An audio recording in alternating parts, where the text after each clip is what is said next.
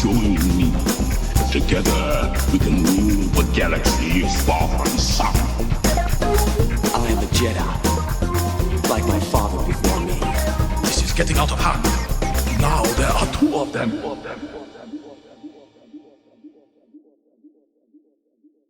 Hello there, Space Wizards, Plastic Spacemen, and Rebel Princesses. This is Todd Hoffman and Trent Hoffman, and you're listening to Big T and Little T, a Star Wars podcast. Welcome to episode 138. Today, we're going to be talking about the Bad Batch episode of Pabu and Chapter 19, the Convert for Mandalorian.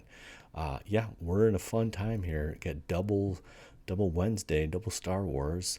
And I think there's going to be a little connection between the two. More on that in a minute. But definitely check out Trent and I on Twitch, twitch.tv/Big T Little T. We're playing every weekend. Currently playing a lot of Fortnite. So check us out. We go live every weekend. And just hit that subscribe button and follow us, and you'll know when we're going live. So yeah, just having fun playing that. We've been this last couple of weeks, we've been doing a little Rocky, just kind of going through Rocky. It's on Netflix, so I've never seen Rocky, so we started last weekend and went through that, and it was a lot of fun. And now we're already on Rocky 5, man. We're going through them, blasting through them, and so it's been fun going through them again. Haven't seen a lot of them in a long time, so it's always good to go back and check out that. What's very interesting too is that Sylvester Stallone directed and wrote all the way to Rocky 4, and then Rocky 5, he wrote it but didn't direct it, which I thought was interesting. But yeah, just really interesting checking out that and having fun doing that. So, but again, twitch.tv/Big T Little T. Love to have you. Love to see you. Come out and hang out as we stream. All right, right into our main topic. Here we go. Pabu. Pabu is an interesting, you would almost say a departure again, but really I think this whole season is just like Bad Batch trying to find their place in the universe, what's going on. And so Fee is one of Sid's friends or acquaintances. So we're with Fee. We get a little cantina shot here with Omega Fee making this negotiation with these kind of henchmen, and they're trading for, it almost looks like a ceramic bonsai tree type thing, and so they do this deal, but they try to assassinate Fee two different ways, try to shoot him, and then they also got we haven't seen these guys before, but in a long time, since Attack of the Clones, our little millipede guys, I don't know what they're called, but they are not fun. I don't, trying to think what it's called. Cohoon? Yeah, it's like this little millipede. They're creepy in Attack of the Clones. They're even creepier here in Bad Batch, but Fee gets up a hand. They obviously make the deal happen, grab the credits, grab the ceramic tree, and they are out without the henchmen getting their things. So they need to lay low. Sid makes a contact with them. It's like, hey, it's been 20 cycles since you guys contacted me. She's not happy. And Fee's like, what are you going to do about that? And so Hunter's like, well, you're looking at it. So they haven't really made the official decision for Sid to say, hey, we're not working for you, but essentially that's what they're doing. And so Fee's like, yo, I got this place for you. And so they take it to this place called Pabu, kind of island life, hanging out. The guy looks like I hate to say this, but a fat Mace Windu and a couple cheeseburgers. But his name's Shep, and he's the mayor of Pabu, and essentially has his daughter, Lyanna or something like that, and They just kind of she hits it off with Omega, and again, trying to bring some kind of normalization to Omega's life. And so they kind of have an island getaway, an island vacation. And so Pabu kind of brings them in as guests, and there's a little comment that Fee never brings anybody guests. So, or Fee, I don't know. I'm really bad with these names. Yeah. So they just have this really kind of nice time sharing about the island. There's like kind of two levels, a lower level of Pabu and a higher level of Pabu. And, the mayor, Shep, just kind of shows around. They have dinner together. They get to eat. And at one point, Wrecker's like, I am full. And Tech's like, I will make a mental note of this. And it's just that this is fun. And then they decide, hey, let's go check out the sunset at Pabu. Is pretty awesome. So Omega and the daughter go out on the sea, and they're having fun and just enjoying life. But then there's like a little tremor, and then the tremor follows by basically what we know about as a tsunami, where the water kind of recedes out into the ocean, which creates a big swell coming back. So they recognize like this is not a good situation, and so they start cutting back after the second. It was like a second tremor or whatever, and so same thing. We have to evacuate, try to get everybody up above sea level, or in this case, Pabu's like this. It's this huge mountain or whatever. So the tsunami comes in. Wrecker, Lyanna and Omega kind of stuck on the boat. They get out of there. Hunter goes, saves them, while Wrecker and the Mayor Shep kind of rally and get all the people that are taking the less time, or kind of the old folks and stuff like that, and they just make it up to higher ground, and all is well. But again, just a little chaotic for a little bit there. And so you see that Omega and Lyanna are fine. Hunter's grateful that they got him.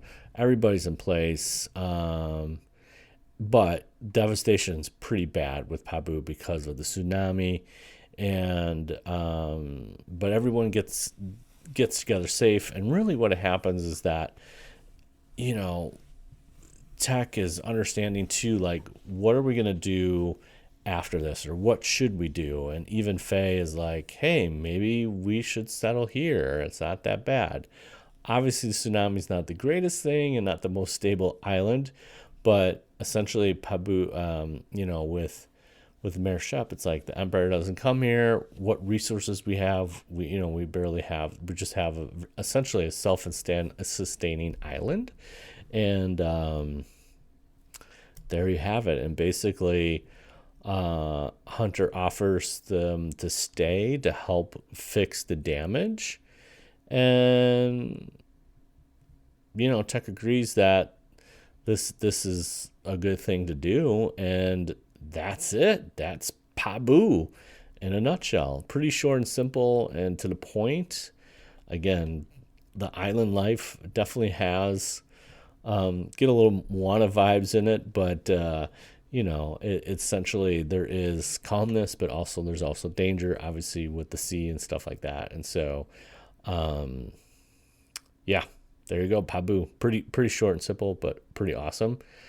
All right, chapter 19, The Convert. Okay, so Mandalorian, first episode, again, ours, it was great, but little short, and second episode definitely delivered. And so the third episode, I think, is also interesting, but it takes a little divert, and I think there was some split in front of the fans here that, what are you doing? Hey, have you watched Book of Boba Fett? His episodes get hijacked all the time. So essentially, this is directed by Lee Isaac Chung. It was released on March 15th. And it is set approximately 9 years after the Battle of Yavin. So yeah. here we go. It's kind of split into 2 episodes, if you will. The first part is just, the official description says, on Coruscant, former Imperials find amnesty in the New Republic. So, again, we know that Din and Bo stepped in the living waters of the mines of Mandalore. So he kind of wakes up, gets his bearings, see that he's redeemed by, by Bo, and that she witnessed that. Everything's great. And she basically asks, hey, did you see anything down there? And he's like, nope, I didn't see nothing. So, and that's like, okay, great. And so I thought we are going to see a little Mando or a little bit more Mythosaur, but essentially Bo, Din, Grogu, R5, they all jump in the gauntlet and take off. And basically, so they are essentially, how can I put it? There's some TIE Interceptors that are getting close. So she gets they have this huge firefight, takes care of them, bada bing, bada boom. Din's ship is obviously at her castle, so he wants to get to the end one before they get them. And so they find out that there's some TIE bombers that are bombing the castle. So Din does this like emergency drop and gets into N1 right before they bomb them. And then they take out these bombers. Boom, boom, boom. Take out the TIE bombers. I got one right here, right now. I just literally made this the other week, which is pretty cool. It is a TIE bomber from Lego, but it's still pretty cool. Let me grab this real quick. So here it is. I mean, I know this is podcasting, but anyways, TIE bomber, yeah. It's pretty cool. Pretty cool, fun build that I just did. It's got these kind of 4 missiles that come out of the bottom. Got a little TIE pilot. The reason I got it, man, is that it has a gonk droid as one of the minifigs. So yeah, nope. Gotta love the gonks. But yeah, I'm gonna put that video up soon. I did a bit by bit that when we're building it. So that was a lot of fun. Anywho, if you ever played X-Wing or the flight simulator games, you know the TIE bombers are tanks, but they're very slow. They take care of them. Obviously, Bo's super upset, but Din gets to the ship. They take out the guys, and then they find out there's more TIE Interceptors. So Din's like, we out. Let's bounce. Okay. And that's pretty much, then it kind of makes this weird transition to Coruscant, and we get to see Pershing and the Opera House from Revenge of the Sith, and obviously the last time we were at the Opera House, that's when we get the super, super awesome speech between Palpatine and Anakin. Ever tell you the tragedy of Darth Plagueis? Oh my gosh, love, and it's great. Like,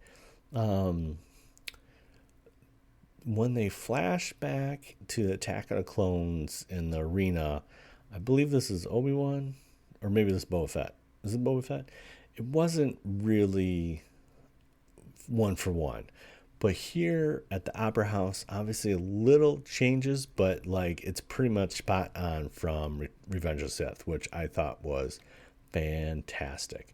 And so we get Pershing kind of talking about his cloning and thank you for all this stuff, but the reason he did it. And so then they kind of have this little bit with some, Coruscant people. I don't know what war we're in, or we're just you're thankful for here that you're doing this and now working for the Republic, all this stuff, And then so then he kind of takes to a housing unit, and now we know that he's basically going back to kind of this, like, it's almost like an Imperial amnesty program where it's actually Republic, but it's all ex-Imperials. It's very similar to World War II stuff when we took some Nazis and they worked on some projects and stuff. I forget what it's called, but it's kind of the same thing. But they kind of have this thing, and but then he sees a familiar face, and it's basically the comm officer from Gideon's ship. So so they sit down, and Pershing kind of relaxes a little bit, and then they kind of talk about, what is some of the things that they missed from the Imperials. And Pershing basically says, I love those travel biscuits, those little travel biscuits or whatever. Like, this is just the best. I miss those. So Pershing, he goes to bed, and Pershing's doorbell rings. He opens up the door, and there's this box. He sees, what's in the box? What's in the box? And basically, it's the travel biscuits. He's like, dude, this is great. Yeah. So then he wakes up the next day, and he's kind of doing his thing, and just like we kind of see Pershing kind of do some lab work and all that kind of stuff. So, but one of the things that we get from the comm officer is just basically, hey, what about continuing the research? The Republic wants us to do not just the status quo stuff, but like we need to push that. So it's essentially G68 is her call sign or whatever, but it's essentially just trying to get I think her real name's Elia Kane. Is that right? So Kane, yeah. So Kane, G68 takes him to the Coruscants, and they get these photon fizzles, which is like a push pop in the they have these kind of push pops, and they're kind of almost like, it's almost like a little fair, and so they get to this point, which is kind of cool, and there's this like huge rock that is, or this small rock that is in the middle of the thing, and Pershing's like, what is this? And it's like, this is the tallest mountain in Coruscant, which was kind of cool. That is actually taken from a Ralph McQuarrie painting, which is super fun and a nice little touch as always. It's literally, the only, so she encourages, Kane encourages Pershing to touch it, and then there's like a little probot that like, yo, you can't be doing that, and she has a great laugh. But yeah, it's the tallest, it's basically the largest mountain in Coruscant that can be seen at the surface, which is kind of cool. So we have this kind of like Pershing talking to his parole droid, which is another nod to Ralph McQuarrie paintings. Basically the first C-3PO look like droid that he draws. It has the same kind of similar style, which is another nod to Ralph McQuarrie, which is great. And so he basically goes into questions like, are you feeling angry? Are you feeling aggressive? All these kind of things. And like, no. So then he questions the work that he's doing as job. Is like, yo, why are we destroying all this stuff? And basically the guy's like, look, it's Imperial, we don't care. And he's like, but this is good stuff, So he's like, okay, try it. I guess I am trying to help the new Republic or whatever. So we get to see another interview. Everything's great. And so at this time, it's Pershing asking like, hey, can I continue my work? And basically because he does cloning, it shouldn't supersede that. And so they basically, the parole officer is like, yo, you shouldn't be doing that, So it's like, okay, great. So then this is where it gets really fun. Pershing and Kane essentially are like, hey, I know where there's some lab equipment. We can go get it and can continue work. So Pershing kind of follows Kane, and they kind of they get in this hover train, and they're going to basically an abandoned Star Destroyer, which is great. This is the shot we got to see in the Disney Plus trailers, which was kind of cool. It's just a decommissioned Star Destroyer that they're just kind of tearing apart. And so they go on this hover train, and Pershing's like all like nervous, but Kane kind of walks through him on all this and just like, relax, it's fine, we got this. And she's done this before, essentially. And at one point they get to the end of the train, kind of have a little flashback to like Polar Express or something like that, where he's like, I don't know what to do, we're at the end of the end of the train or whatever. But they jump and they make it, and now they're at the Star Destroyer. They get their things, get ready to do their thing, and they get caught. Not only do they get caught, but then it's a double cross. So Kane essentially is working for the New Republic. And here we go. We got New Republic troopers that are from The Last Jedi. That's right. We have a Last Jedi tie-in with the new kind of New Republic officers, which was interesting. So then they, when Pershing is kind of detained or whatever, they go back and, he's got this. We get to see another Mon Calamari, and they talk about this kind of mind flare, and Pershing's like, look, I don't know what she said or what she did, but I'm good, man. And he's like, well, we're just going to do a little too and just kind of help you out. And Kane's like kind of watching this operation kind of go by, and the Twi'lek's like there, like, hey, you're one of the good ones. Thanks for doing this. We were able to kind of rehabilitate people. And so he's like, hey, I got this. And basically, set at 2 or whatever. And then she just cranks it up, and basically poor Dr. Pershing is just going to be a vegetable after that. So this is really kind of setting up the First Order. Is she working for Moff? Is she working for something else? She's definitely doing a double agent thing, which is interesting. It's definitely trying to tie in some of the sequel stuff, or she knows enough to take on Dr. Pershing's work or whatever. It's kind of hard to tell. And this might tie into Snoke and Grogu and all that kind of stuff. Might all kind of tie together. And we just see Pershing kind of flailing in the mind flare. Then we jump back to Mando. They drop at basically we know of the covert that they were at when the big alligator turtle, snapping turtle thing showed up, and Paz is there, and Paz is like, yo, you don't belong here. What are you doing back? He's like, yeah, hey man, I dipped in the waters, and basically Bo's like, yeah, I'm here. And Paz is like, I don't want to know what you're talking about, Night Owl or whatever.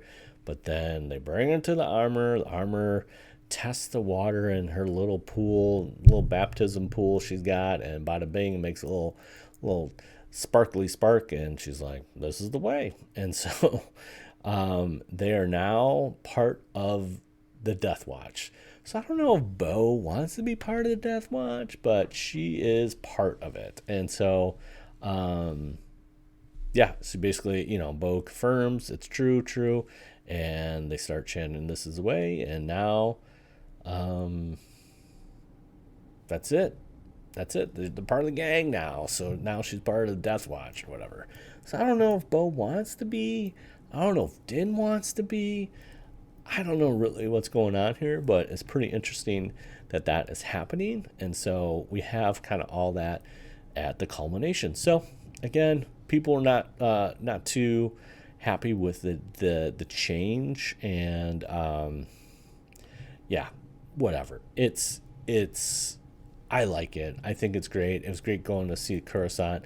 Dr. Pershing obviously has a little bit more to play, and this is where I mentioned this earlier, is that I think Bad Batch and Mando are kind of tying together in a weird way. So the next episode in Bad Batch is called The Tipping Point. The next episode, I believe, in Mando is called The Foundling. And now, what I really think is going to happen is that Omega, we're going to find out a little bit on Omega. I really feel that there's going to be some kind of sacrifice with the Bad Batch to possibly even Crosshair sacrifice himself for Omega or something along that lines to keep Omega safe. But Omega is definitely key in something with the cloning. And I definitely think that they're leading to something. They wouldn't show this without leading to something either with Gideon or the First Order about cloning. So that's all kind of interesting, and I'm really interested to see. I think there's going to be some kind of tie-in at the end that leads to essentially Mando when we see Pershing and stuff, why the importance of Grogu and all that stuff when we see episode 1 or chapter 1 of Mando with Pershing and the client. There's some kind of connection there. And Mount whatever Tanis or whatever it is, I think there's definitely some kind of connection that they're going to play out, and it's going to all kind of come together for the end of Bad Batch and then really kind of show us again in Mando why this is all kind of important. So that's my big takeaway. I like both of these episodes. I thought they're great. I thought they're, unique and, again, a little bit more runtime, which I appreciate. So definitely keep that up there, guys, this season. I don't know.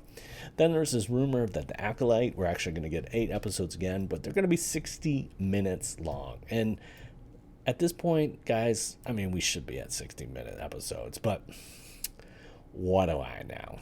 So there you have it. Okay. We haven't done this in a couple weeks, so we're going to do this.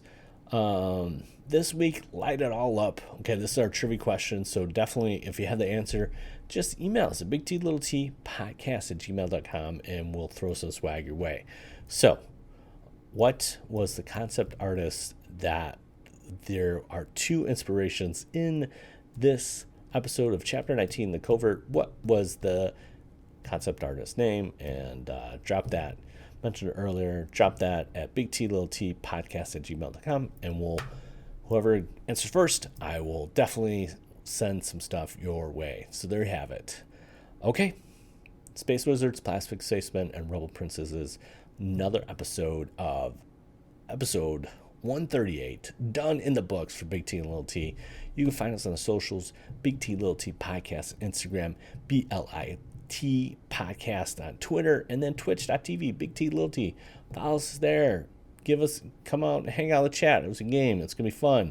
Hey, like I said, we got stickers. So if you give us a 5-star rating on Apple Music or Spotify or wherever you listen, and you take a screenshot of that, throw it our way at bigtltpodcast@gmail.com, and we would love to send your swag some way. Or if you have a question, what are you thinking about Bad Batch? What do you think about Mando? Drop us a line. We'd love to read those on the air next time. Okay, next week, Chapter 14 and Chapter 20 of Mando. Here we go. Double feature every week. It's a lot of fun. Now, truly wonderful the mind of a child is, and may the Force be with you always. Bye. See you later. Peace.